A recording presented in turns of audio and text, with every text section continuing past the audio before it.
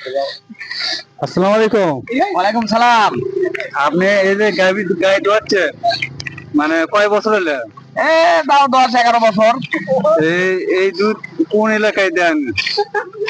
এই দুধ আমি নিজে ছানা কাটে ছানা বিক্রি করি দোকানে দোকানে। ও, বুঝছি। তা এই সকাল থেকে কয়টা গরু গায়ে ধোয়ান? এ সকাল 6টা থেকে দুপুর 12টা পর্যন্ত এ বুঝছি। 38 থেকে 40টা। এই যে আপনারা যে বিক্রি করেন, বগুড়া লিয়ে যান না গ্রামে কাছে লিয়ে যায়?